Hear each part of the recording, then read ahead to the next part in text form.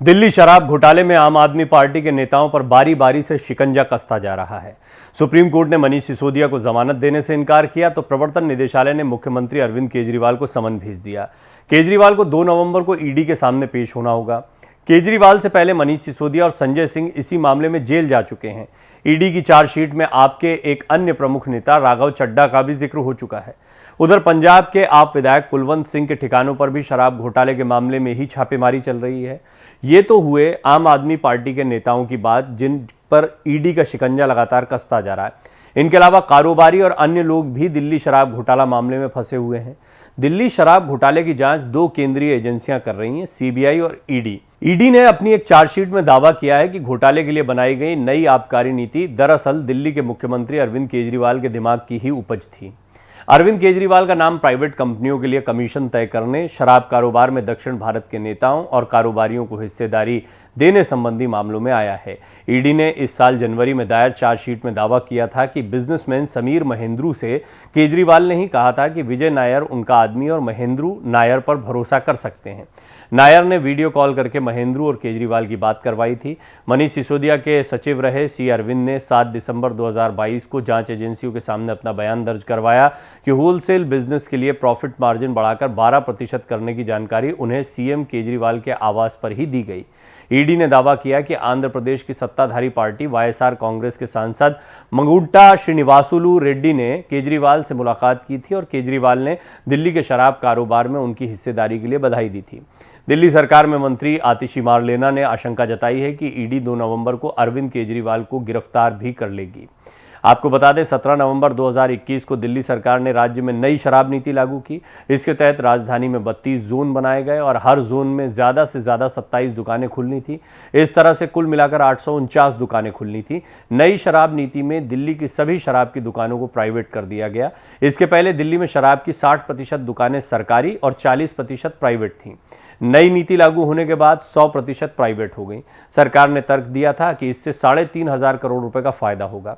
सरकार ने लाइसेंस की फीस भी कई गुना बढ़ा दी।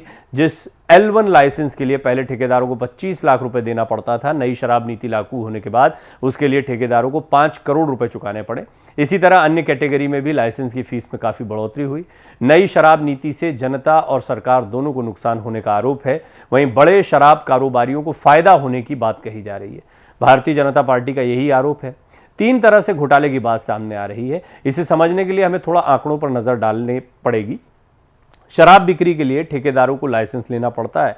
इसके लिए सरकार ने लाइसेंस शुल्क तय किया है। सरकार ने कई तरह की कैटेगरी बनाई है। इसके तहत शराब, बियर, विदेशी शराब आदि को बेचने के लिए लाइसेंस दिया जाता है। अब उदाहरण के लिए, पहले जिस लाइसेंस के लिए ठेकेदार को 25 लाख रुपए का भुगतान करना पड़ता था, नई शराब नीति लागू होने के बाद उसी के लिए 5 करोड़ रुपए देने पड़े। आरोप यह भी है कि दिल्ली सरकार ने जानबूझकर बड़े शराब के कारोबारियों को फायदा पहुंचाने के लिए लाइसेंस शुल्क को बढ़ा दिया। इससे छोटे ठेकेदारों की दुकानें बंद हो गईं और बाजार में केवल बड़े शराब माफियाओं को लाइसेंस मिला।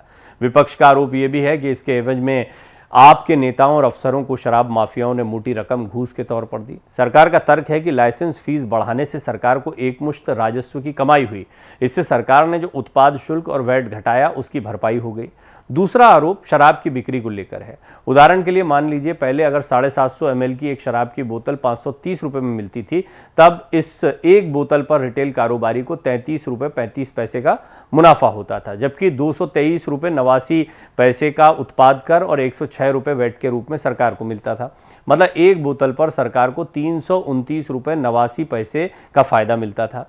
नई शराब नीति से सरकार के इसी मुनाफे में खेल होने का दावा किया जा रहा है। दावा है कि नई शराब नीति में वही 750 ml वाली शराब की बोतल का दाम 530 रुपये से बढ़कर 560 रुपये हो गया। इसके अलावा रिटेल कारोबारी का मुनाफा भी 33 रुपये 35 पैसे से बढ़कर सीधे 363 रुपये 27 पैसे पहुंच गया। मतलब रिटेल कारोबारियों का फायदा 10 गुना से भी ज़्यादा बढ़ गया। वहीं सरकार को मिलने वाला 329 रुपये 89 पैसे का फायदा घटकर ₹3.78 रह गया। इससे ₹1.88 उत्पाद शुल्क और ₹1.90 वैट शामिल है। इस शराब नीति के कार्यान्वयन में कथित अनियमितता की शिकायतें आई, जिसके बाद उपराज्यपाल ने सीबीआई जांच की सिफारिश की। इसके साथ ही दिल्ली आबकारी नीति 2021-2022 सवालों के घेरे में आ गई। हालांकि नई शराब नीति को बाद में इसे बनाने और इसके कार्यान्वयन में अनियमितताओं के आरोपों के बीच रद्द कर दिया गया था। सीबीआई ने अगस्त 2022 में इस मामले में 15 आरोपियों के खिलाफ नियमों के कथित उल्लंघन और नई शराब नीति में प्रक्रियागत गड़बड़ी के आरोप में एफआईआर दर्ज की। बाद में सीबीआई द्वारा दर्ज मामले के संबंध में ईडी ने पीएमएलए के तहत मनी लॉन्ड्रिंग के एक मामले की जांच शुरू कर दी। ईडी और सीबीआई दिल्ली सरकार की नई शराब नीति में कथित घोटाले की अलग अलग जांच कर रही है। ईडी शराब नीति को बनाने और लागू करने में धन शोधन के आरोपों की जांच कर रही है। वहीं सीबीआई की जांच नीति बनाते समय हुई कथित अनियमितताओं पर केंद्रित है। वहीं अरविंद केजरीवाल के सबसे खास और दिल्ली के पूर्व उप मुख्यमंत्री मनीष सिसोदिया को पहले सीबीआई ने 26 फरवरी 2023 को गिरफ्तार किया था। उसके बाद ईडी का भी शिकंजा कस गया। ईडी ने कोर्ट की अनुमति से उन्हें 10 मार्च को गिरफ्तार कर लिया। अभी सिसोदिया ईडी और सीबीआई दोनों की जांच का सामना कर रहे हैं। दोनों जांच एजेंसियों ने सिसोदिया को दिल्ली शराब घोटाले में आरोपी बनाया है। सीबीआई ने जहां सिसोदिया को भ्रष्टाचार निरोधी कानून के तहत आरोप उन पर लगाए हैं, वहीं ईडी ने उन्हें मनी लॉन्ड्रिंग का आरोपी बनाया।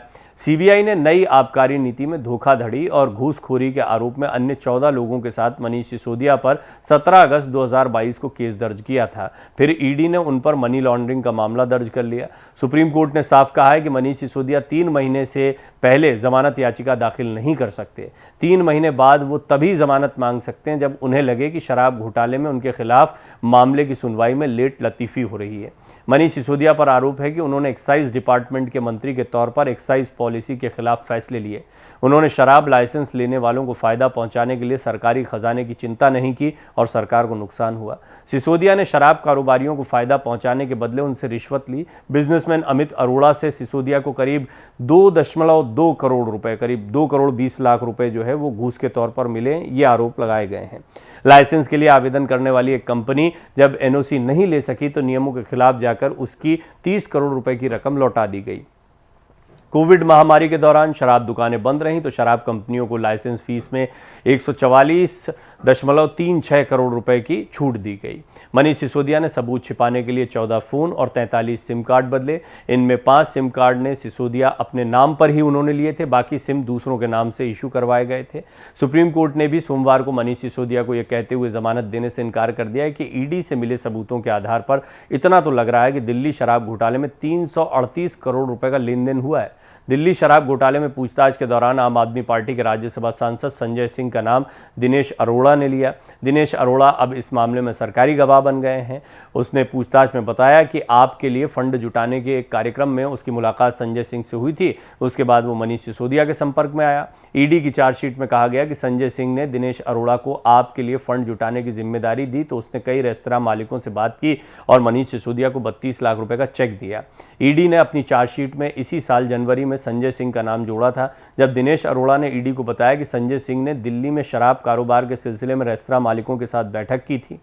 अदालत में उनकी जमानत याचिका बार बार खारिज हो रही है। पंजाब में आम आदमी पार्टी के सबसे अमीर विधायक कुलवंत सिंह का नाम भी दिल्ली शराब घोटाले से जुड़ा है।